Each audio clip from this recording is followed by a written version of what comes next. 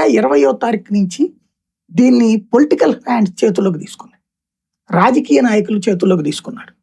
పేరుకి ఇప్పుడు అభిజిత్ దుప్కే పక్కెళ్ళిపోయాడు, సోనం వాంగ్చుక్ పక్కెళ్ళిపోయాడు, అశుతోష్ వచ్చాడు, వాడెవడు ఆమ్ ఆద్మీ పార్టీ నాయకుడు. సౌరభ్ దాస్ అభిజిత్ దుప్కేని పక్కన పెట్టేసి అతను ముందుకు రావడం మిగించేశారు.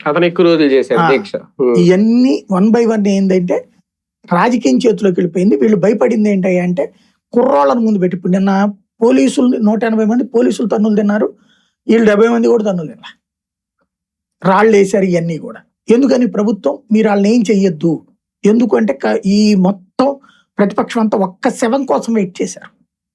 ఒక్క శవం దొరికితే ప్రపంచం అంతా గొడవ చేద్దాం అనుకో, ఆ పరిస్థితి రాకుండా అందులో డౌటే లేదు. కానీ ఇప్పుడు ఈ ప్రెషర్ ఇట్లాగా చేస్తే, ఇప్పుడు కిందసారి రైతుల పేరుతో జరిగిన ఉద్యమంలో రైతు చట్టాలు వెనక్కి తీసుకున్నారు, ఇప్పుడు ఇట్లా చేశారు. రేపొద్దు నరేంద్ర మోడీని దిగి వెళ్ళిపోమంటారు. ఈడ్చిపెడితే అంత 10,000 మంది లేనటువంటి వాళ్ళు ఓ ప్రభుత్వంలో కేంద్ర మంత్రిని దించితే రేపొద్దున 1,00,000 మంది వచ్చి నరేంద్ర మోడీ వెళ్ళాలంటారు. ఈ వయసు వాళ్ళనే తీసుకొచ్చి కూర్చోబెడతారు.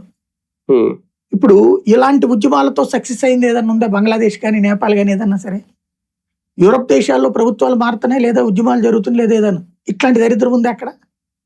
లేదు. ఇది ఇర్రెస్పాన్సిబుల్ యాజిటేషన్.